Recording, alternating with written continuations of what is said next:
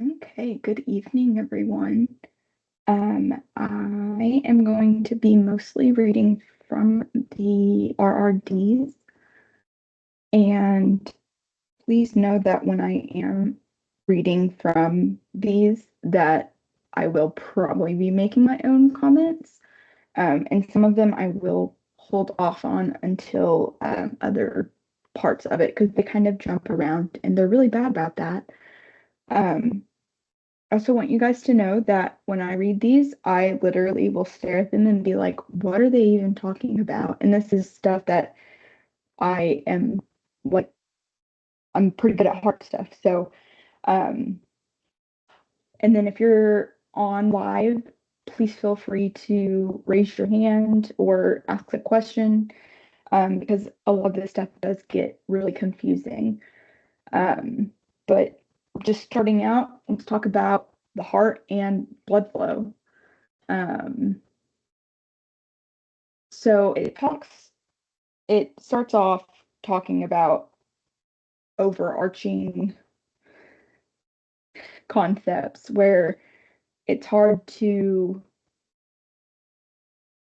look at the heart because we see it as we are looking at it. So the way I always kind of try to look at it is if you are looking at your screen or your paper and your heart, try to turn yourself around and look at it that way because it's going to be switched. So your left side is going to be your right side, and your right side is going to be your left side.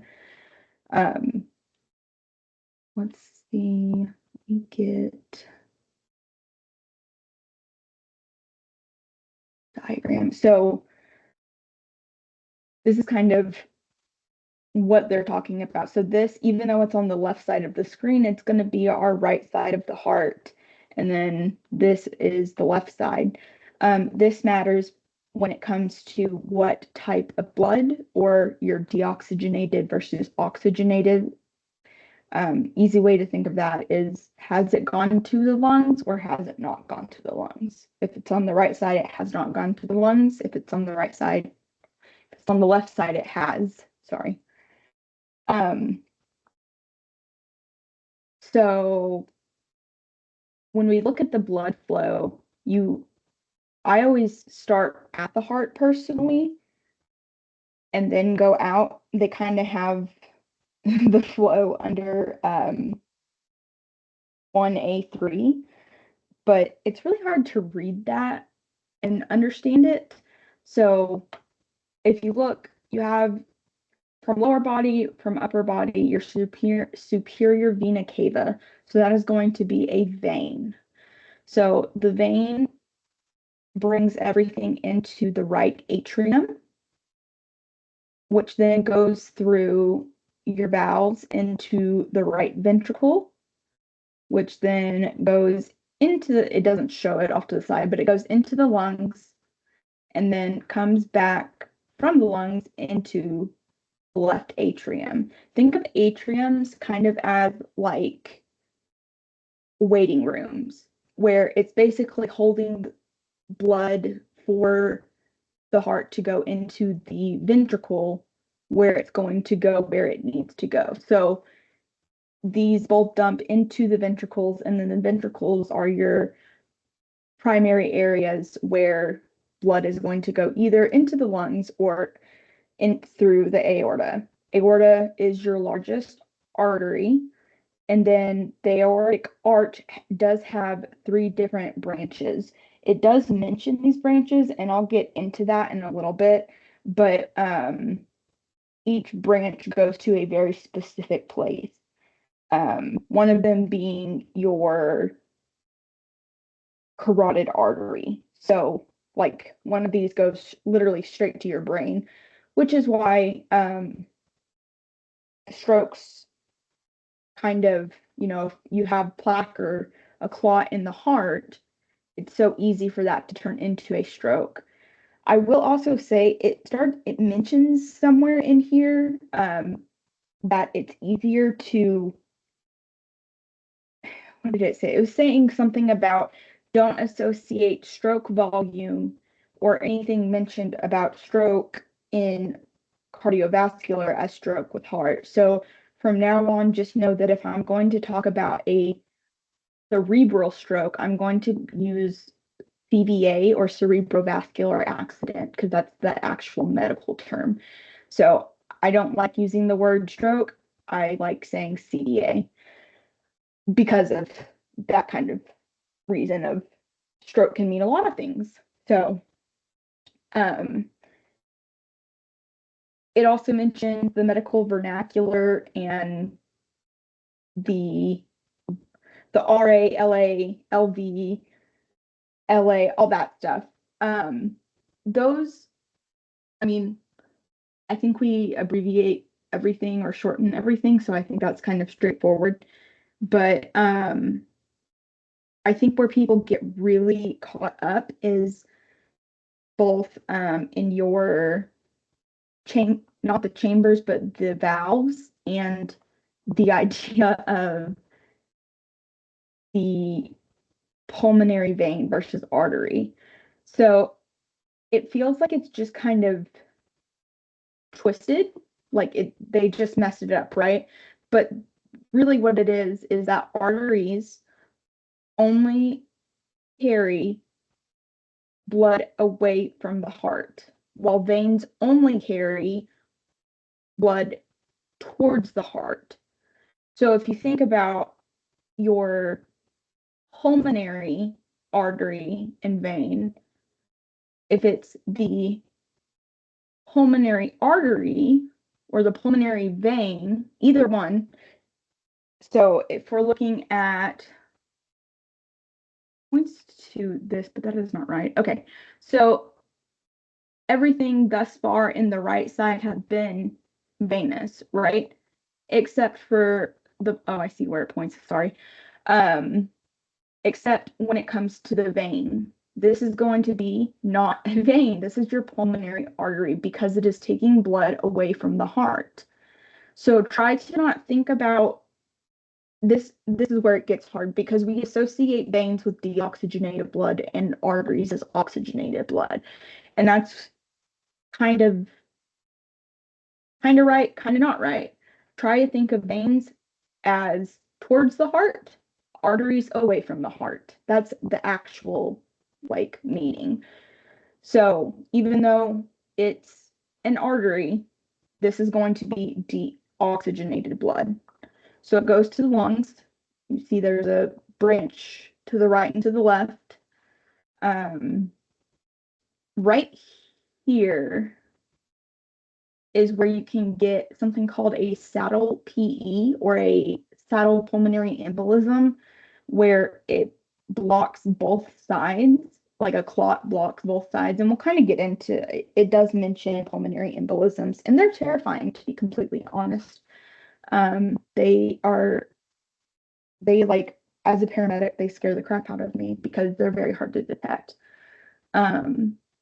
So once it goes to the lung, gets oxygenated, it comes back through the pulmonary vein, which has oxygenated blood because veins return blood to the heart. So you can see it kind of, you still have your two different sections because you have a right and left lung, brings it back to the left atrium or that holding room. One thing that's kind of unique about the left atrium, and it's not really pictured very well in here, there's this thing called a left atrial appendage. And it's like this little flap, and that is it's kind of like a separate sac that's attached to the left atrium. Very, very weird. But whenever we get into atrial fibrillation, that is where a lot of our clots come from. And remember, this goes down to this, which goes up to this. So this feeds the entire body. And these three kind of go to, like, your brain. So that's where your CVAs come in, and your risk for any sort of clot, but especially CVAs, come in with atrial fibrillation. But we'll get into that. Just wanted to mention that. So left atrium goes into the left ventricle, which then shoots out into the aorta. I don't know if any of y'all have ever seen a real heart. I don't know if you've dissected them. I had the luck of dissecting one in, gosh, I've dissected a few actually, a sheep heart in paramedic school, and then I also got to go to cadaver lab. And honestly, like if you ever get the chance, I don't know if we do it in nursing school, but if you ever get the chance to do cadaver lab, like 100% take it, because after going there, I feel like it literally just all made sense.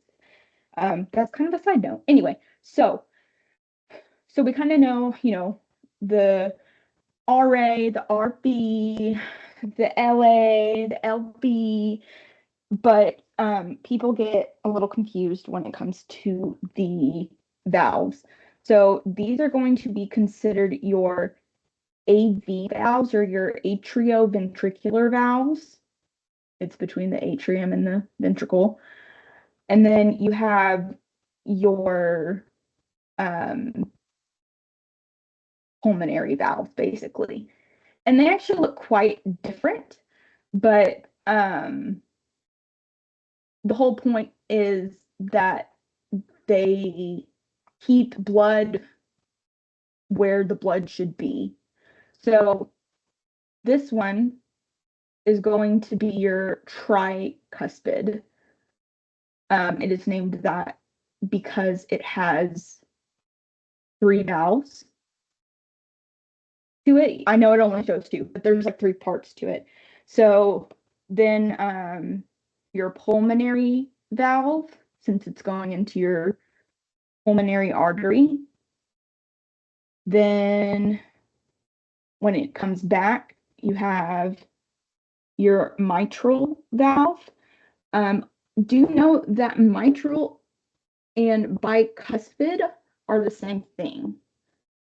I don't know why we have to have 2 separate names. I'll explain in a second why I say mitral versus bicuspid, because actually bicuspid kind of makes more sense since this is the tricuspid. Obviously, this one has 2. So, but I'll explain in a second. So then after that, it goes out the aortic valve. So the easiest way to learn this is to remember the saying, TP my anus. That is how I learned it and how I still remember it, quite frankly. So your tricuspid, pulmonary, mitral, aortic, TP, my anus. And that's why I say mitral, because it's part of the thing. But if you ever see bicuspid, that's what it's talking about. Again, I do not know the history behind that. I don't know why we have to have 2, but we do. So that is the flow of the heart. There is a point in here where it starts like kind of on page, I guess 2. It talks about electrical properties of the heart. We're going to skip that for now, just for now, because that is all talked about in the 7th RRD, and I do not like trying to explain the mechanical and the electrical at the same time. There's 2 different things going on with the heart, electrical and mechanical. The electrical, obviously, like the electricity it takes for the heart to pump, and then the mechanical, the actual pumping of the heart. They do work together, obviously. And I will kind of get to the point where I explain all of that. But I think whenever you try to put them together and understand them together, it is so much harder to understand. So right now, know that we're talking about mechanical, not electrical. And I'm just not even going to get into the electrical stuff for right now. So another good thing to know, just anatomy wise, I'm kind of doing more of a review of A&P. Remember that your septum is going to be very thick on the left side, and your left ventricle is going to be bigger than your right ventricle. This is because this is the muscle that is needed to contract, and basically the entirety of your blood pressure comes from how much the left ventricle squeezes. which is kind of a crazy thought. So that's another thing is if you look at a real heart, your like right atrium is almost non-existent really. And then your right ventricle is a lot smaller than your left ventricle. Um, there's also things, it's not in here, but there's chordae tendineae, which are little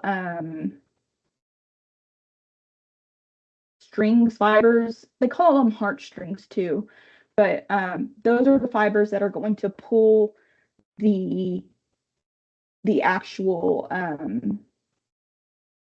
valves open. They are ridiculously strong.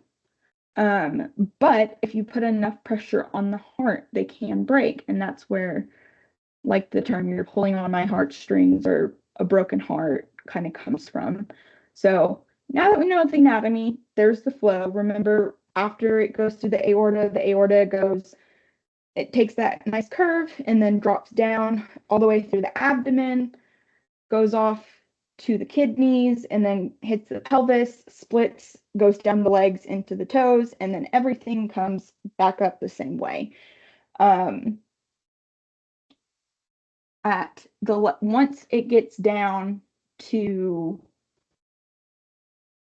your capillary, so it starts artery, and then it goes down to an arterial, which is like a tiny artery, and then your capillary is where the oxygen exchange actually happens. So let me pull that one up.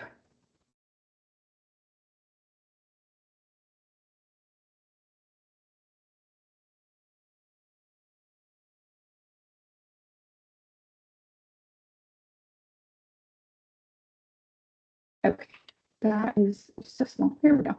So this is like at the capillary level, and this is what we've been talking a lot when it comes to like inflammation and ethnicity and all that kind of stuff with the veins and the pressure and all that kind of stuff. This is all at the capillary level. So remember, different types of bleeding. A capillary bleed would be whenever we stick people for glucose monitoring. That's a capillary bleed. It's a very small bleed. They're not going to bleed out from it. And then once it gets down to the capillary level, you see these gap junctions. That I was trying to explain in one of the videos. Did not do very well. So arterioles are going to bring it into the capillaries. Oxygen is going to go into the tissue through those gap junctions, and then carbon dioxide and other waste is going to go back into the tissue. Glucose, other things, there's a lot of things going on at the capillary level because obviously the cells are going through different cycles and they're doing different things and creating waste. So really it's oxygen / nutrient go out here, and then carbon dioxide and other not toxins, but just waste products, basically. And once those waste products build up, it can become toxic. So capillaries is where all of that happens. And then it goes back into is it venule? I can't remember. Yeah, venule. I can't remember. It goes back to the vein, and that's your deoxygenated blood. So that's kind of what's happening at that level. So it goes into talking about, when it talks about like peripheral vascular disease and all those kind of things. A lot of the time, the issues that we're getting are that it's pretty far from the heart. And like I said, most of your blood pressure is going to be strictly from how hard the left ventricle is pumping. So it may not be as easy for blood to get down to your toes and your fingers. And that's where, if you remember in the last one where we talk about SIRS and that inflammation, because this is such a small vessel at this point, that inflammation can close it off, but there's other things that can close it off too. And capillaries are everywhere. It's literally where just exchange happens with the tissue. So every part of your body that is tissue, which is all, like, most of it, is connected to a capillary somehow. So it also talks about the potentially confusing terms.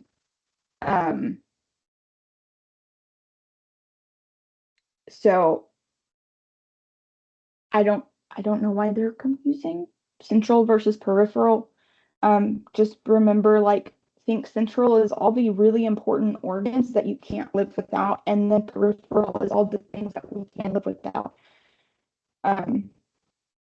It makes me think of The Office and that really bad CPR scene where, they're joking about he doesn't have any arms or legs. What kind of life is that? But technically, we can live without arms and legs. So just think that's kind of the central versus peripheral is in the body when it comes to life or death, the important and the not important. We can't survive without a brain, but we can survive without arms, which kind of sucks. So then obviously it talks about the cardiac output and goes into the calculation of that. It's honestly just however many beats a minute your heart makes, however many times your ventricles push blood out times 70 mLs, because that's the average volume of the left ventricle. All of that in mLs, and that gives you your cardiac output per minute. That's not really super important for us. That gets important if you work in, well, I won't say that. It's a very cardiology thing, and it's very much like cardioechograms will kind of tell you that kind of stuff. But I think it goes into that saying too, we only have 4 to 6 liters of blood in our body, which is kind of crazy because if you think of like 2 liters of soda, we have 2 of those, and that's our entire blood. And all of it is circulated within a minute in general. Generally, we have about 5 liters, 6 if you're pregnant. You actually produce more blood when you're pregnant, which is really interesting. It makes sense, but I just always find it interesting. So it talks about the important part being good cardiac output is good vasomotor tone and then a patent lumen. So what they're getting into is not only do you need to have the ability for the heart to contract well, but the vessels also have to have like the tight gap junctions. That's where the holes are saying and all of that, where you get the leaky capillaries. That's kind of what they're talking about, is that patent lumen. So just know that a patent lumen means that it's some sort of blood vessel that can keep blood and fluid inside. It's not leaky. Then it talks about electrical properties. I'm not touching that for right now. We will get there. Now, basically, systole is the pressure when the ventricles contract, while diastole is the pressure of when they release and blood is filling back into the heart. So that's systole, diastole, or I think I'm saying that right. Yeah. Then it goes into start volume, talks about the three factors: preload, contractility, and afterload, which honestly like has always thrown me off. So we're gonna go over each one pretty basic. So the preload of the heart is how full the ventricles are at the end of diastole, or basically how full the ventricles are right before the heart pumps, when it's at rest and it's relaxed and blood is coming in. How much volume is about to be pushed out of the heart by the ventricles? Another way to think about it is how much volume is coming into the heart whenever it's at rest. Why this is important is that it follows the Frank-Starling law, which is basically the law that the more that the best way to describe it is like a rubber band. Like if you have a rubber band and you stretch it and stretch it and keep stretching it farther and farther and farther, eventually it's going to turn, like the rubber gets hard and falls apart, right? And the same exact thing can happen with the heart. So you want to make sure that you're not having too much pressure on the heart, blood pressure, because then both ventricles, but especially the left ventricle, has to work really hard to pump that blood. That gets into afterload. That's why that's important.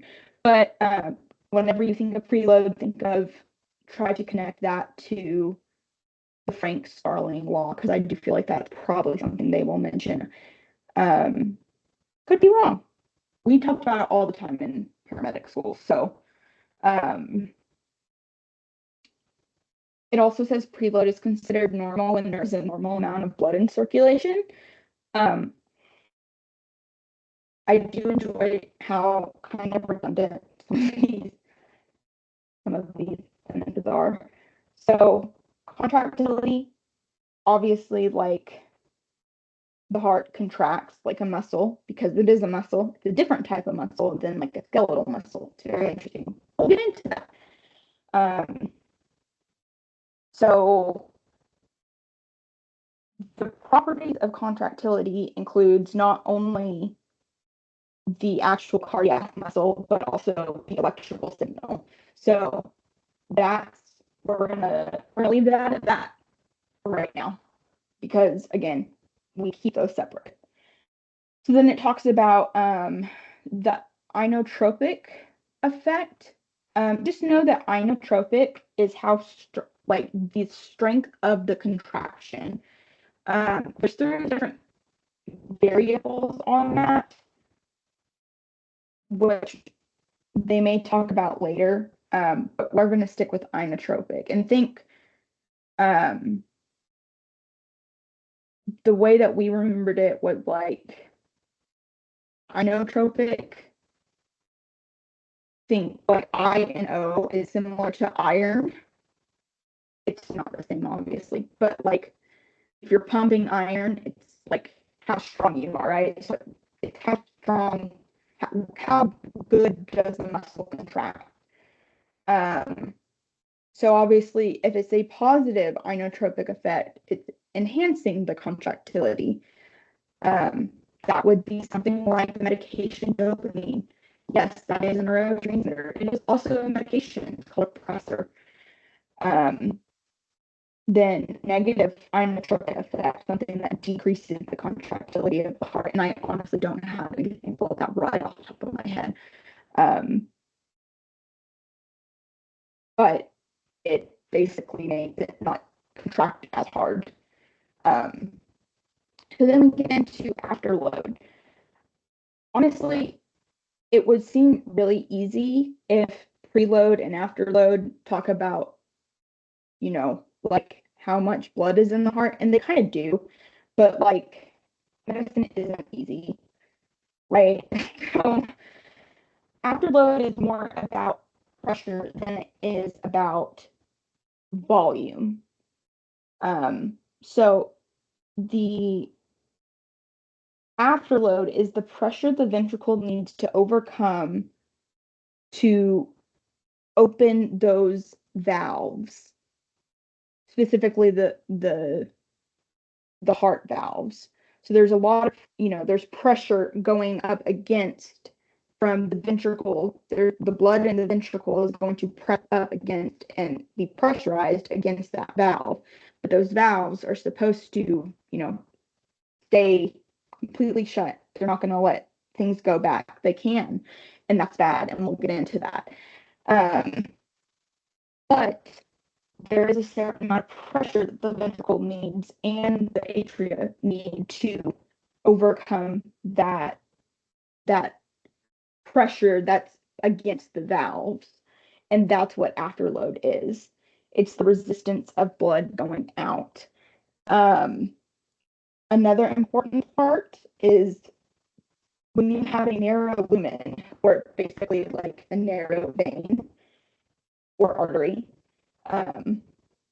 that is going to, because it's narrow, obviously that the same amount of blood is going to have to go into a smaller tube. So it's going to increase your vascular resistance, which is going to make your heart have to work harder. And that is how hypertension is really, really bad for the body. So just remember, but also dopamine, like I mentioned, one of the things it can do is makes a narrow lumen. So sometimes it's not bad to have that, but sometimes what we'll do when we can't affect the heart, but we need higher blood pressure, we can mess with the arteries.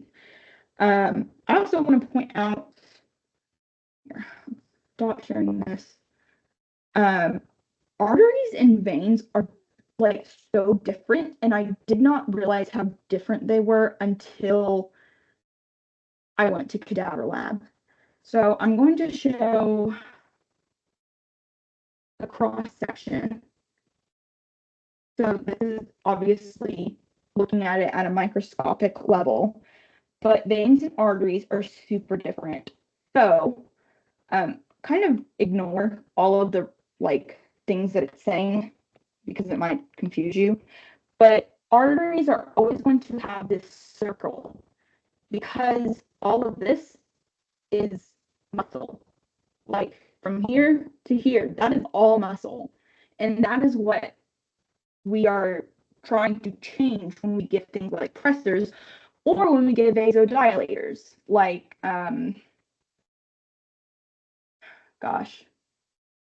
blood pressure medication, nitroglycerin, that's the one I was thinking of, sorry. So that is what, whenever that muscle contracts, it makes it smaller, but when it relaxes, it makes that hole bigger for blood to go in and out. Veins, you can see, they don't really have, like they have muscle, but like you can tell that that muscle looks very different than that muscle. So another thing about veins that I want to point out is that they are not a circle at all. They are oval. And whenever you have a patient who is dehydrated or has crap blood pressure, it means that it's going to be very, very, very difficult to get a needle inside of that vein because when you're doing an IV, you're coming through, sticking through this, and you need to get that little, not just the needle, but also your catheter, that little plastic straw, is going to have to be in this space. This literally, like when I got to see a vein, like in cat lab, whenever I finally understood that, I got so much better at IV.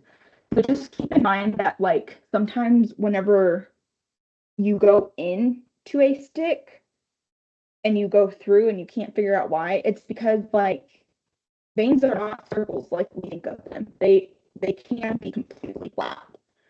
So I just kind of wanted to point that out because they're just they're just so different. That is not part of the test. That is like 100% like to help you guys if you do already do IVs or blood draw or when we get to that point. So kind of random on that. But arteries and veins, that's also why you don't get a lot of pressure from your veins, right? It's all coming from both the smooth muscle of the artery or the contractility of the heart, specifically the left ventricle. So, when we get to venous disorders, they're starting with venous disorders, which you're going to see a lot more like venous disorders starting out if someone is starting out with those, like with heart issues.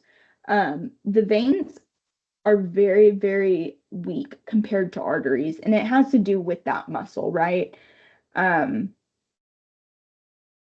so like if you try to get a arterial blood gas, you're going to have to stick a needle into the artery. It is very hard to do that because there's so much pressure from the blood, but also because you're going through muscle. Whereas when you draw blood from a vein, it literally it's just kind of there. It's the tissue. It's the tunica externa. There's 3 layers to both. The note that for arteries, if they ask the tunica media or the middle part of the artery is where the muscle is. So usually it starts with vein things because the pressure from high blood pressure, it kind of tears the veins up. Other things that can mess with the veins is high blood sugar. I think diabetes is probably what I will use like the most because you see it so much and it does so much damage. The reason that diabetes is so bad, especially for your veins, is because whether it is type 1 or type 2, so type 1, you don't have any insulin to let the sugar go into the cell. Type 2, you have the insulin, but it's not really it's not really sensitized to it anymore. The insulin isn't really just kind of there and doesn't want to either, it doesn't produce enough of it or it doesn't react to it. And then eventually type 2 does become insulin dependent because basically the pancreas is overworked and craps out. Either way, what insulin does is acts as a key to open the cell membrane enough to let the sugar go through because sugar molecules are actually really friggin' big. They're also crystallized. Like, I mean, we've all seen crystallized sugar. Like, that, imagine that going through your blood. Like, crystals are sharp and pointy and are going to tear everything up. Literally everything. So, the veins, the tissues, all that kind of stuff. So, we see veins get torn up pretty quick with with people who don't control their glucose. That is why we worry so much about diabetes, prediabetes, hyperglycemia, all that kind of stuff, because it tears up the cardiovascular system the most. So moving on into venous disorders, it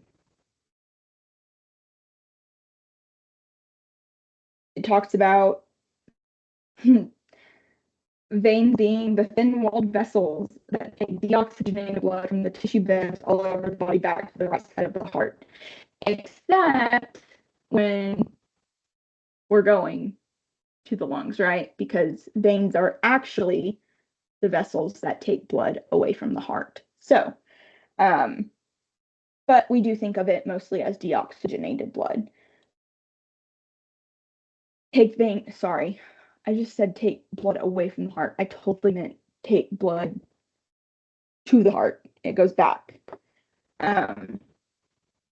So veins, because they are so weak, have your oh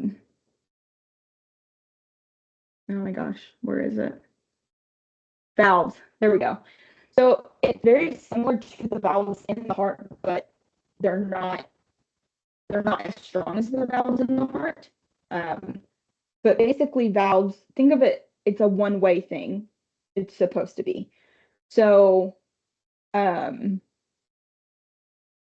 whenever the heart pumps, it most of your venous return is going to be based on the pressure of the artery and at the capillary level. So remember, if we have giant sugar molecules that have kind of torn that up, you're probably not going to get a ton of pressure because there's just kind of nothing there anymore, is really what happens. But starting out at the very beginning of that what is called vein insufficiency, because it's so far away from where the source of the pressure is, it kind of just is pushed along. So the vein does not like help bring, like, push blood. It doesn't do anything. It kind of just sits there. So to keep the blood flowing the right way, you have the valves that are one way. So when the heart contracts, the blood's pushed and it goes through the valve, that valve shuts again. It's also your nemesis whenever it comes to doing IVs, because you're going to go in and you're going to feel something weird. And also, it freaking hurts to like puncture a valve. I have a lot of valve, and I always, like, when I get IVs, it always hurts.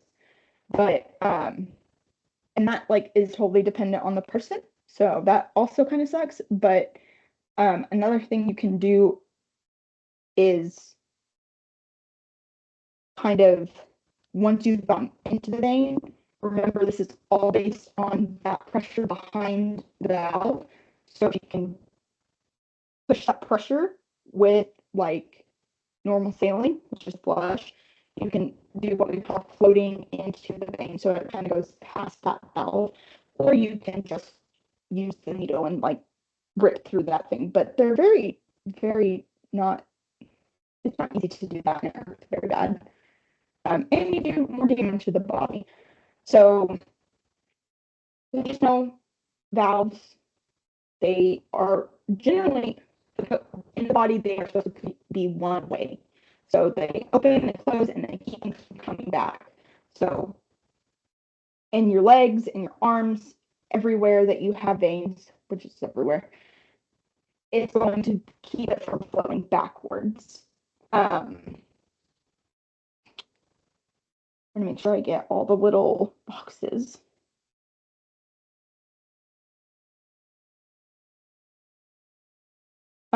Just know too that whenever it's someone with like really uncontrolled diabetes or a terrible family history of heart disease, whatever it may be, arms do become affected. You do lose fingers as much as, but usually you lose toes first, because it does mention like arms not having to fight against gravity, which is true, kind of.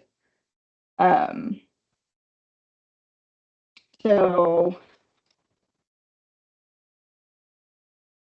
I'm actually going to stop there, and then tomorrow, we'll talk about the disorders that we need to know, um, or the mechanical disorders. Um, there was a lot to take in there. So if you have any questions, just let me know. You can DM me personally, put it in the group, or I think my email is available on campus. I don't really know, but just let me know. And have a good rest of y'all's night. Don't freak out about this, y'all. We're gonna go through it. Um, we're gonna take it one page at a time, literally. That is how I do it. That's how I keep from getting overwhelmed. Don't try to memorize all of them at once. If you're working on the heart, only work on the heart. We got 4 weeks. I promise we'll get there. Um, if we try to do, that's why I'm splitting up our mechanical versus electrical, because it gets to be too much, right? So, deep breaths. We're going to get through this. And then I'm going to try to find some other stuff that kind of talks about everything that we've talked about tonight. So, thank you guys for joining me, and I will talk to you guys tomorrow.